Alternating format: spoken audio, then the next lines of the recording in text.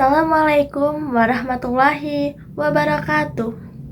Halo semuanya, perkenalkan nama saya Chelsea Aprista Rahman. Saya dari Prodi Pendidikan Matematika kelas D angkatan 2025 dengan NIM 25030130029. Nah, di sini saya ingin berbagi pengalaman ketika saya bertemu seorang siswa SD yang merupakan anak berkebutuhan khusus. Saya pernah bertemu seorang anak yang memiliki gangguan ADHD atau Attention Deficit Hyperactivity Disorder di sebuah sekolah dasar di sekitar rumah saya. Awalnya, saya hanya diminta untuk membantu menjadi pelatih pramuka di SD tersebut. Pada saat latihan pramuka dimulai, anak tersebut tidak bisa fokus untuk mendengarkan dan menyimak materi saya. Pernah juga ia memotong pembicaraan saya hanya untuk bercerita tentang dunianya.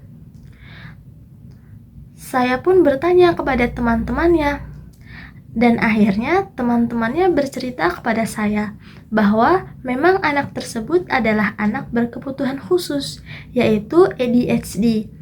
Di sini saya baru tahu, ternyata anak itu sulit fokus dan mudah terdistraksi karena memang ia adalah anak dengan ADHD. Nah, dari pengalaman saya tadi bertemu anak dengan ADHD, saya menyadari bahwa menjadi seorang pengajar atau guru itu tidak hanya sekedar mengajar materi, melainkan juga tentang memahami apa kesulitan siswa dan bagaimana solusi untuk mengatasi hal tersebut. Dan lalu, di mata kuliah psikologi pendidikan ini, saya kembali membahas mengenai anak berkebutuhan khusus.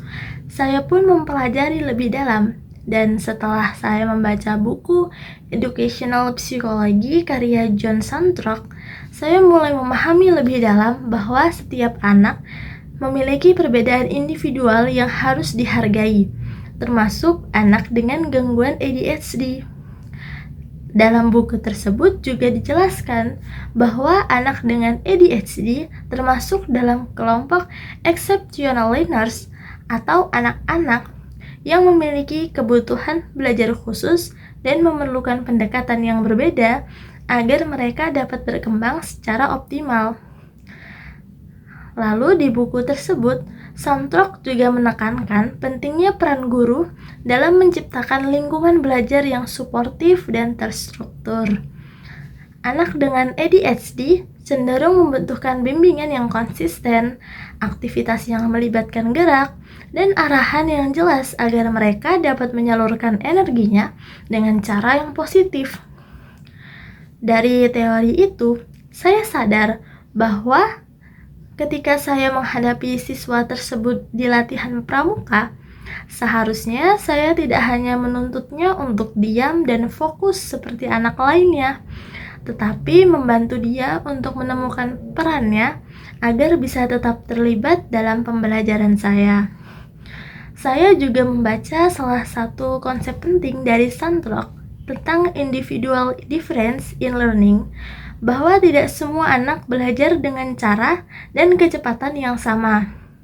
Justru, tugas seorang guru adalah memahami perbedaan itu dan menyesuaikan metode pengajaran sesuai kebutuhan siswanya.